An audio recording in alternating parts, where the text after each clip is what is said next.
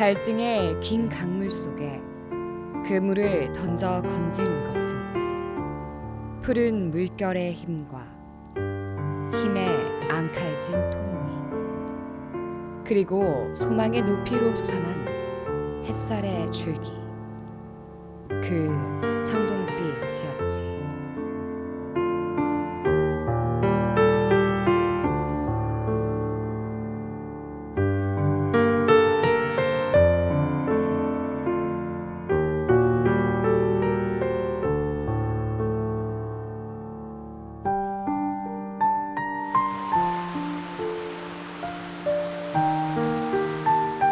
생명을 그리워하고 생명을 찾기 위해서 시를 찾았고 시를 썼습니다. 91년도에 폐절제 수술을 했는데 그 뒤에 연속해서 거의 20년 이렇게 이 투병 생활을 했습니다. 그 시기에 쓴 그 소위 비극 체험의 시, 이것은 어찌 보면 내 생명과도 같은 것이었습니다. 죽음 쪽으로 가지 않고 나한테로 와서 나를 도와줬고 결국은 내 생명이 됐습니다. 초기에는 순수한 서정시이면서 당시의 그 도시화라든가 산업화의 병폐, 또는 그 물질 문명에 대한 고발, 이런 것을 시심으로 작용시켜서 시를 썼다고 이렇게 생각을 합니다. 그 다음 이제 중기라고 할 수 있는 것은 지금 이야기한 그 투병 생활을 하던 시기인데, 그 시기는 비극적 체험과 생명을 그리워하는 이러한 시, 생명 자체로서의 시, 이렇게 얘기할 수 있습니다. 최근에 와가지고 우리가 그 전 세계 하나인 분단 국가로서 분단 국가 그 시인이라는 어떤 사명 의식을 가지고 소위 그 통일시를 염두에 두고 그 방향의 시 작업을 하고 있습니다. 문학은 시인에게도 가족에게도 읽을 수 있도록 만든 삶의 거울입니다. 문학을 공부를 하긴 했지만 이렇게 공부를 하거나 일을 하면서 뭔가 문학을 느끼는 것보다 경험이나 어떤 삶 속에서 이렇게 느낄 때 좀 이렇게 강렬하게 다가오는 것들이 많잖아요. 뭐 문학뿐만이 아니라 모든 일이 다 그렇듯이.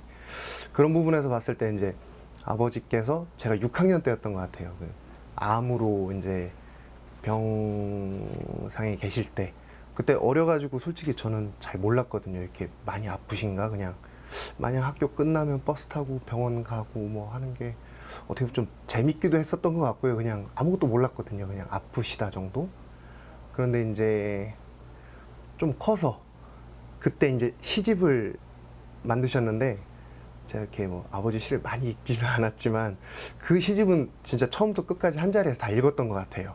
그러니까 어떤 시인으로서 아버지를 처음 알았다고 해야 될까요? 아니면은 어떤 아버지의 모습을 더 아버지로서 더 많이 봤다고 해야 될까요? 시는 세상을 바라보는 눈의 폭과 깊이, 그리고 넓이에 섬세하게 뿌리내리고, 그 눈은 시인의 경험과 생각에서 양분을 취하고 시대로부터 활력을 얻습니다. 그 남국 권영두 선생은 이 항일 애국지사입니다. 보면 그 애국지사의 넋을 기리기 위해서 쓴 시인데, 이분이 우리 고장 출신이면서 이 대전고등학교 출신입니다. 보면 충호비를 세울 적에 이 대전고등학교 김현규 교장하고 저하고 같이 위원장을 하면서 이것을 세우게 됐죠. 기념시나 추모시 계통의 시가 여러 편이 있습니다. 특히 이 저쪽 그 든지미 공원에 이 38 민주의가 기념탑이라고, 거기에 그 정언의 얼굴이라는 시를 새긴 게 있죠. 38은 결국 우리 대전의 4.19입니다, 보면은. 그 시를 쓰기 위해서 4.19, 대구의 2.28, 마산의 3.15 이 관련 시를 전부 수집을 해가지고 한 700여 편 제가 읽은 다음에 그 시를 쓰게 됐는데, 그와 마찬가지로 이 시도 짧은 시간 내에 이분의 그 일대기, 일생을 전부 그 알아가지고 그것을 집약해서 문학적 형성화를 시켜내야만이 시가 되거든요. 그래서 이 기념시나 추모시 쓰는 것이 그냥 막 쓰는 것 같지만은 대단히 어려운 겁니다, 사실은. 삶과 함께 문학의 길을 자연스레 걸어온 시인에게 문단이란 처음을 되묻고 현실의 문제를 깨트리는 힘의 원천입니다. 대전 문단의 최초 토종단체는 호소문학입니다. 호소문학은 1952년도에 창간이 됐는데,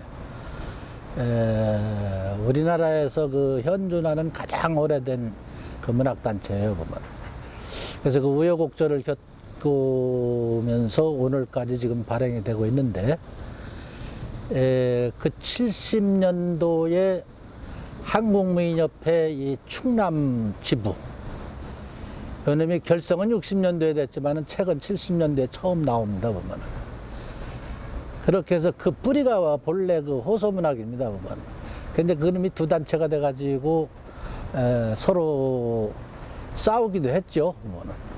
근데 그 싸움이 그 발전을 위한 하나의 모색과 같이 이렇게 생각할 수밖에 없습니다, 보면. 그래서 지금 큰 문제 없이 이렇게 지내오고 있는데, 여하튼 그 뒤에 이제 79년도에 직할시가 되면서 대전문학이 탄생이 되고 각종 단체들이 많이 생겨났죠.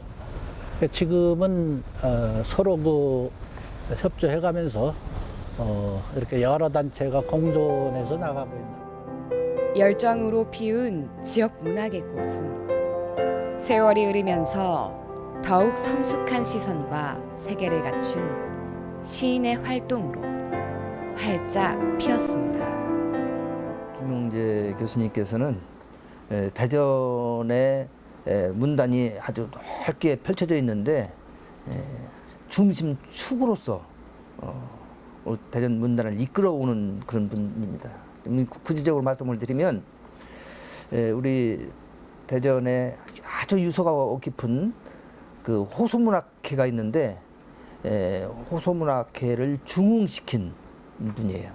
핵이나 미사일 이런 걸 반대하는 시민 의식을 촉구하고, 또 세계 사람은 전부 다 하나다, 형제 이런 걸 확장시켜서 그런 쪽으로 많이 시세계를 가꾸어 가고 계십니다. 제가 1993년 대전 엑스포 할 때 대전문협 지부장님을 하시고 제가 사무국장을 했어요. 그때 우리 회장님이 진짜 안 계셨으면 이 대전 엑스포가 어떻게 됐을까 하는 그런 생각이 듭니다. 그때 만든 책들이 지금 여기 쭉 나와 있는데, 영문판이라든지 한글본 세계 시인대를 이 대전에서 했거든요. 막 각 나라에서 많은 시인들이 와가지고 이 대전이라는 데를 처음으로 세계적으로 알렸고, 그만큼 열정적으로 세계에 알리는데 앞장을 서신 분이고. 내가 영문과 교수로 강단에 오래 섰던 사람인데, 그 강단에서나 또는 나와서 자주 찾던 이야기가 있습니다.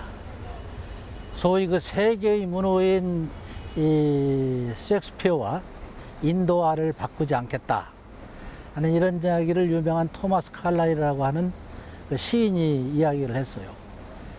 한 시인과 가장 큰 나라 중에 하나인 인도화를 바꾸지 않겠다. 이것은 셰익스피어의 정신세계, 셰익스피어의 시세계, 셰익스피어의 시, 이것과 인도화를 바꾸지 않겠다는 이런 얘기입니다. 영국이 작은 나라이면서 지하 자원이 아주 부족한 이러한 나라이지만은 세계에서 가장 큰 수출국이다.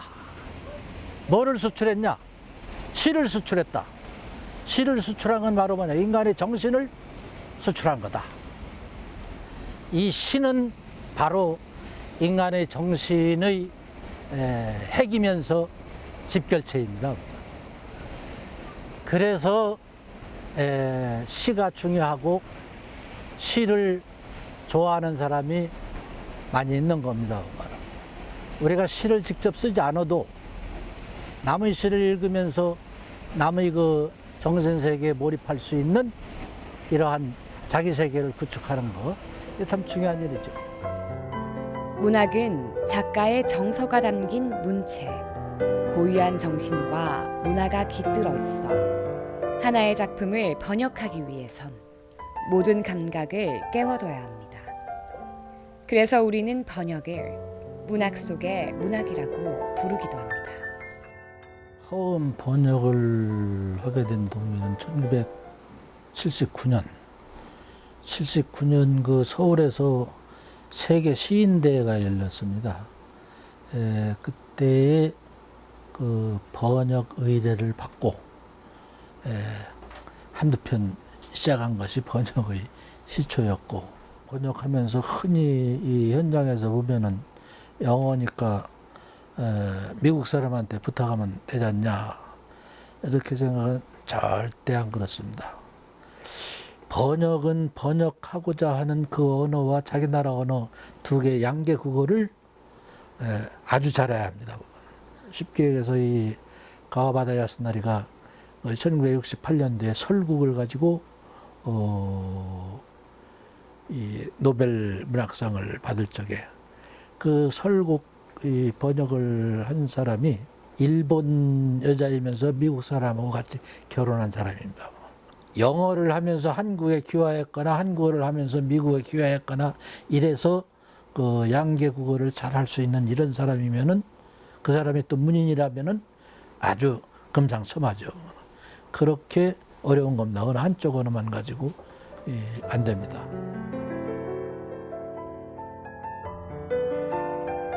문학 작품을 번역한 그 번역가는 문인으로 봐주는 게 타당하지 않을까 이렇게 생각을 합니다. 한 가지 그 좋은 예를 들자면은 금년에 그 한강이라는 소설가가 그 채식주의자라는 작품으로 이 부커상을 받았는데, 그 번역한 사람이 데브라 스미스였는데 그 사람도 어떤 특별상이라든가 공로상이라든가 이게 아닌 똑같이 문학상을 받았어요.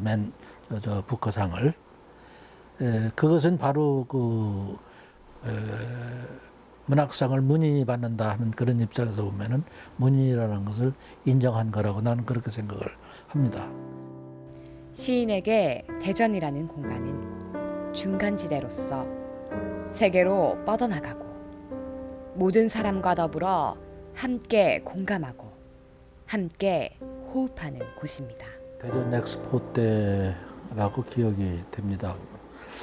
그 당시 우리 그 대전 시인들, 또 대전을 주제로 한 작품들, 이것을 중심으로 해가지고 한 그 국문판과 영문판으로 한비탑과 별무리의 노래라는 그런 책자를 만들고, 마침 그 서울에서 그 아시아 시인대회가 있었는데 외국 시인들 한 70여 명을 초대를 해서 우리 대전에서 환경과 문학이라는 주제로 그 세미나를 개최했습니다. 이제 그 책과 그 세미나가 국제적인 것이었었는데 국제교류의 그 시발점이라고도 볼 수가 있겠죠. 그래서 그 시너지 효과가 아주 대단히 큰 것으로 이렇게 생각을 하고 있고, 바로 그 다음 해 미국의 그 시애틀에서 우리 대전하고 자매도시입니다. 보면은 시애틀, 대전, 불란서, 낭뜨, 그리고 중국의 중경 이렇게 4개 도시 시인들의 대표시를 모아서 또 3개의 시선집을 낸 일이 있습니다. 이 대전 것은 제가 참여를 해서 했는데 그것도 역시 큰 그 효과가 있었고 그 뒤로 그 한 4년 동안 인도에서 발행되는 역시 세계 그 시인 선집인데 대전의 시인들 한 30여 명 이렇게 제가 번역 소개를 했습니다. 그리고 이제 그 이후에 그 국제 교류를 시도하는 이 세미나도 개최를 했었고 작년에는 여기 나와 있는 것 같은 시와 자매 세계라는 그러한 그 국제 교류 시집을 발행을 했는데 그것이 그 우리의 자매 도시 중 영어권 미국의 시애틀과 캐나다의 그 캘거리 그리고 이 오스트레일리아의 이 브리스번 이렇게 3개의 도시 시인들과 우리 대전 시인들 이 교류 시선집입니다. 또 그 상당히 반응이 좋고 이 팬클럽 같은 데서도 상당히 그 좋은 일을 하고 극찬을 하고 이렇게 하고 있습니다. 2002년도에 태국의 이 방콕에서 세계 시인대회가 개최됐고 2014년도에 미국의 그 텍사스주 이 플레인뷰라고 하는 데서 세계 시인대회가 개최됐는데 이 두 곳을 한 10여 명의 그 우리 한국 시인들과 같이 제가 참석을 했습니다. 근데 그때마다 우리 한국에서 발행하는 그 포에츄리 코리아라는 그 시집을 여기저기 나누어서 짐을 싸가지고 한 100부 정도 이렇게 가지고 가서 거기 참석 시인들에게 다는 못 되지만은 일부 시인들에게 그것을 증정을 했습니다.